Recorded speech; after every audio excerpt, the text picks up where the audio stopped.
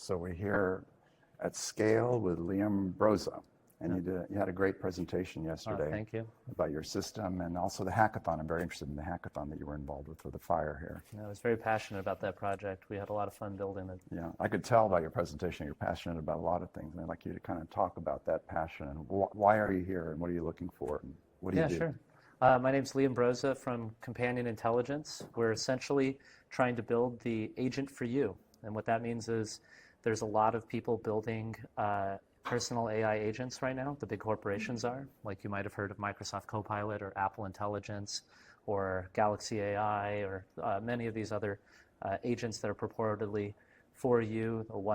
The next Alexa that you can ask anything and they can automate in your life and give you insights. But all of these proprietary agents are actually double agents. That most of what they're doing is trying to extract information from you, make you reliant on them, so that in the near future they can essentially make not so subtle suggestions to guide your behavior and take your money. I think one good way to think about this is in 2007 the iPhone came out, and by 2010, if you didn't have an iPhone, you weren't getting on Tinder, you weren't getting an Uber, you weren't getting Instacart. A smartphone was your only gateway to many fundamental services. And the same thing's going to be for AI. And there needs to be an open alternative to essentially these incredibly closed silos. Mm-hmm. So that's what we're building. It's an anti-cloud solution, we call it. Mm-hmm. So you can run it on your own box. You can go to companionintelligence.com and buy a home server that runs this agent, runs our digital memory platform, and is also just an awesome AI studio for you to build AI on. What a great idea. And I think it scales to larger than your individual, right?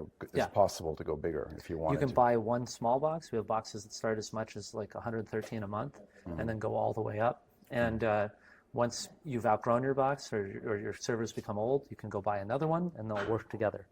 So and you own your knowledge too. You don't give Indeed, yeah. Indeed, yeah. So it's pretty awesome. Like almost everything we build is open source, and usually runs on top of Debian Linux. Yeah, that's great.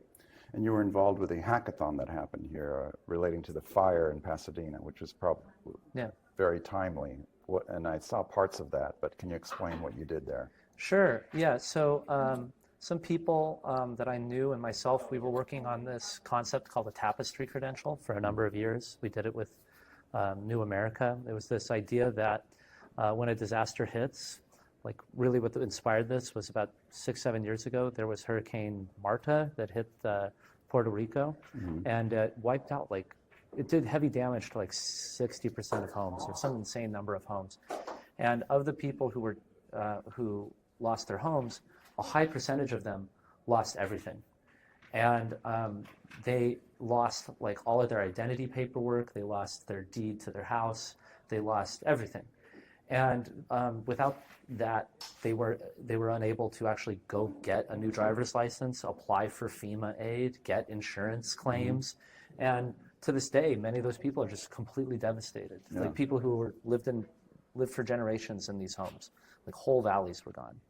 So New America came in and they talked about like what would it mean to actually go to a victim right after they've lost everything and help them forensically put back reconstruct their lives. So like for instance, when this was running trials, they would have a physical person go out and say, okay, what's your cell phone number? Oh, it's 123 whatever. Okay, well, I'll look that up in the cell phone. I'll go to the cell phone provider and look up your records. Oh, that SIM card was right around your house almost constantly. Yeah. Oh, you drive a red pickup truck. Well, on the latest satellite imagery and Street View, I see that pickup truck. Oh, look, there's another truck next to it. Oh, that's my brother's truck. His stuff survived. Yeah. And that can go on and on. Oh, I'm in my friend's photos. So a third party could come and help you build a tapestry of data, of public and private data from yourself, from your neighbors, from whatever.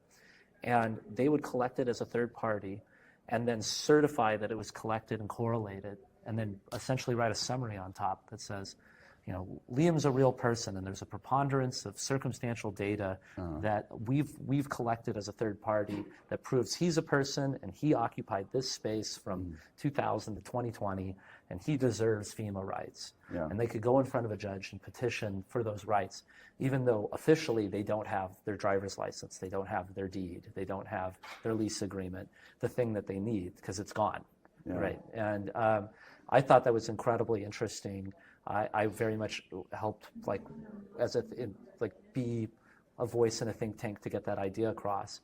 And then when, the Kauai and others had the hackathon for the fire, a number of years have passed, and I went, damn, what we were going to build an army of 100 plus humans agents to go and collect this information could easily be done by an AI agent now. So I essentially just dusted off a lot of that, presented a lot of the work we had done, presented it to my friends and said, let's join the hackathon and build an AI agent that could make Tapestry credentials. Amazing. So when I was watching that yesterday, the thought that was running through my head as you were describing getting all this data and owning your data, it's almost like a judo move. You're using the technology that's out there, but you're pulling it back into your own box, essentially, right? That's all I wanted. Like for years and years, I was like, I just want a list of everyone I know, everywhere I go, everything physical, everything digital, and a big just timeline history, just 5 lists, 5 spreadsheets, an autobiography. And I'm like, how do I just automatically make and curate and update these lists and give myself a nice little interface that I can just be like, oh, when did I meet Sarah? Oh, you met her 12 years ago on a Tuesday. Where was I? I was at a Starbucks. Well, what did I do before? Oh, I came from my house. What did I do next? Oh, I went to lunch. Just very simple who, what, when, where, how questions that I could ask my digital memory, get clear answers, and have a little more objective grounding. Yeah, that's great. You mentioned earlier simple, the need to start simple, and I think that really is important for us too. In the industry that I come with, a lot of the complexity about the buildings and the environment, we can get overwhelmed with it, but something as challenging as a fire and a specific response to it is what I saw you present. It's a very precise and methodical and actionable. Yeah, it's that's, I'm not the world's best engineer, but the one thing I'm really good at is like looking at problems and solutions and cutting things away until you get to the thing that's like immediately achievable and then going from there. That's been my recipe for career success. That's great. Is saying no and simplifying. Yeah. So one last question. There's a lot of, obviously AI is everything around us today, right? There's a lot of discussion. How can the generation that's there right now that's starting to think about how do we move into this new world, what can they do to be part of it? Because there's a fear, obviously, of things going away, but there's also these opportunities that come up. What would be your...